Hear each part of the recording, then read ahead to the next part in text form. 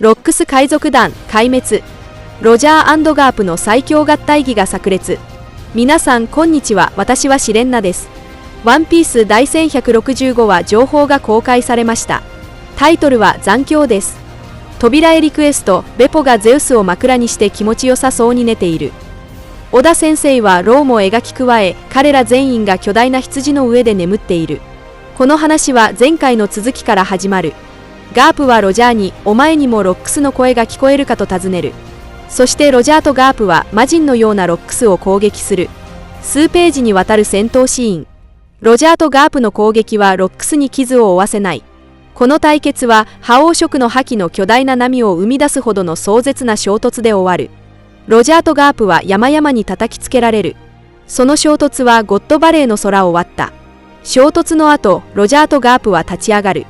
負傷しているにもかかわらず、彼らはジャケットを脱ぎ、戦いを続ける準備をする。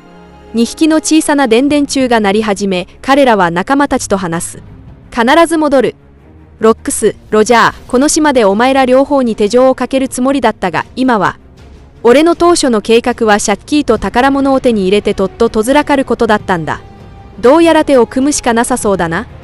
俺はここに来るつもりなんて全くなかった。だが、この男を放っておくという選択肢はないだろう。その後、ロジャーとガープは再びロックスを攻撃する。同時に、レイリーが船にたどり着き、シャッキーを安全な場所へ連れて行くのが見える。ロジャー海賊団もまた、手に入れられるだけの宝物を持って到着した。銀票が部下たちに船に乗って島を離れるよう指示しているのが見える。シキもまたこれでロックス海賊団は終わりだと言った。リンリンとカイドウはゴッドバレーの別の場所で話していた。彼らはロックスの攻撃にもかかわらず無事だった。よく聞け、カイドウ。これは一生の狩りだ。いつか必ず返してもらうからな。バカ野郎。あの実をめぐる競争で俺がお前に勝った。それが単純な真実だ、リンリン。見てろよ。俺は暴力が全てを支配する海賊団を築き上げる。調子に乗ってるんじゃないよ。お前が私を超えることなんて絶対にない。リンリン、何をしている？我々は出発するぞ、宝物を取れ。いつかその借りを返しに来てやる。そして俺はお前が来た場所へお前を投げ返してやる。ゴッドバレーの別の場所でニューゲートはマルコのような見た目の海賊に出会う。彼はポロ海賊団の船長ポログラムだ。ニューゲート、あの山を破壊したのはお前だろ？クルーはバラバラみたいだな。俺の名前はグラム。あんたのファンなんだ。帰る船もないんだろ？俺と一緒にやらないか。面倒くさそうだな、うせろ。ステューシー、ガンズイ、ギルバスターもまたいくつかの宝物を持って逃げていた。ギルバスターには現在ペローナが作り出すものと似た幽霊が付き添っていた。ステューシーはニューゲートはどこかと非常に怒っていた。海兵の戦艦の一隻ではドラゴンが生き残った民間人を船に乗せるようライフルのようなもので上位の海兵を脅していた。一方、レイリーとギャバンはロジャーを探しに島へ戻ることを決意した。彼らはロジャー海賊団に島を離れて待つように頼んだ。通常のサターン星の体にイムの目を宿したイムが世界政府の船で島を離れた。イムはゴッドバレーを存在から消し去るよう命じ、その後、ナレーターが G11 基地の海兵とサイファーポールナンバー6がゴッドバレーと狩猟大会に関するすべての情報をいかにして消し去ったかを説明する。ガープとロジャー対ロックスの戦いは続く。ゴッドバレーのもう一つの巨大な山が戦闘で破壊された。ガープとロジャーは覇王色の覇気をまとった攻撃を放つが、ロックスも自身の覇王色の覇気でそれを相殺するためダメージを与えることができない。この状況を背景に、ロジャーはロックスの防御を打ち破るためにお互いの覇王色の覇気を全て一つの攻撃に注ぎ込むことを提案した。しかし、その計画には問題があった。その一撃の後、ロジャーとガープには力が残らないため大きな賭けとなる。だが、ガープはロジャーの計画に同意した。そして、チャプターの壮大な見開きページで、ロジャーとガープは合体技でロックスを打ち破った。ロジャーの偽名は鏡のエース。その名にあるエースは、ロジャーの愛刀の名前であるだけでなく、後の彼の息子の名前でもある。ロジャーは本当にエースを愛しているのだ。技は連続の突きでロックスの体を切りつける。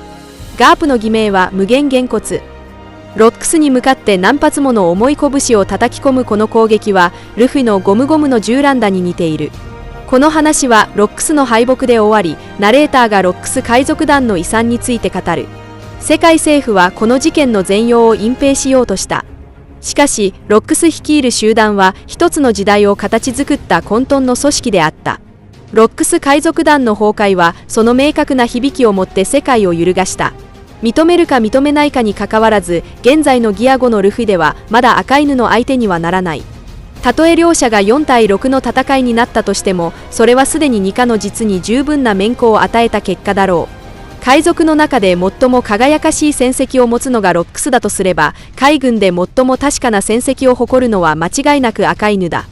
たとえ小田栄一郎が彼に50億の懸賞金をつけたとしても、それに何の水増しもなく、彼は完全にその価値がある。現在のトップレベルにいる赤犬にルフィが何をもって勝てるのか、私には到底思いつかない。数百年間新世界で唯一敗北を知らないのが彼であり、彼は全ての頂上決戦のハイレベルな戦いにおいて常に上昇記録を維持している。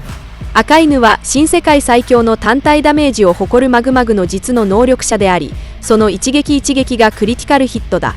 メイグに撃たれた者は死ぬか重傷を負うかで、これまで彼の一撃を食らって無事でいられた者はいない。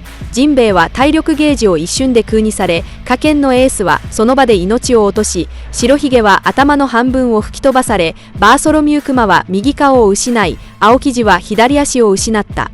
1対10の状況でさえ、彼は白ひげ海賊団のクリエルを返り討ちにすることができた。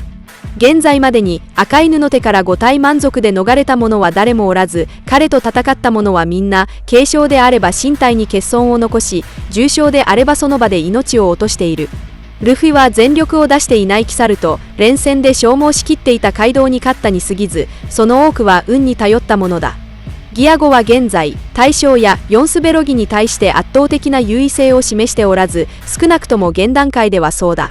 それに、たとえルフィが2課形態に覚醒したとしても、高温や刃物で傷つくという致命的な弱点は依然として存在する。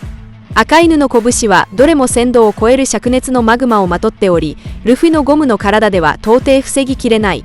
ましてや彼の2課形態は不安定で、持続時間も短く、わずか10分程度しか維持できない。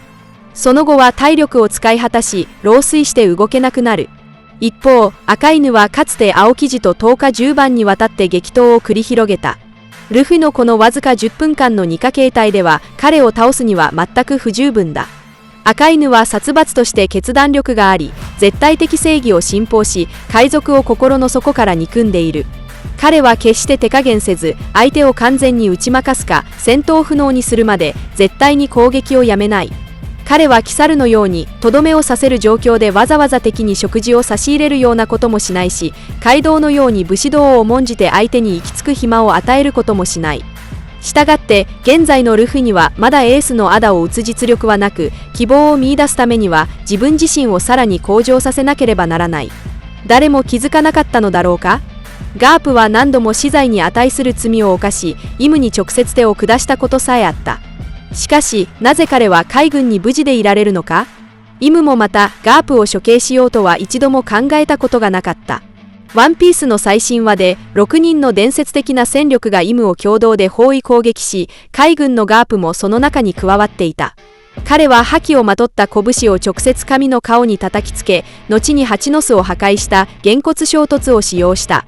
世界を支配するイムを知らなかったといえばまだ理解できるかもしれないが、イム傘下の五老星には会ったことがあるはずだ。当時海軍もガープにその怪物がサターン星であることを注意したが、ガープの目には指導者への畏敬の念はなく、戦闘への渇望しかなかった。そのためサターン星の顔にあるあの傷跡はゴッドバレーでガープの強烈な一撃によって残された可能性が高い。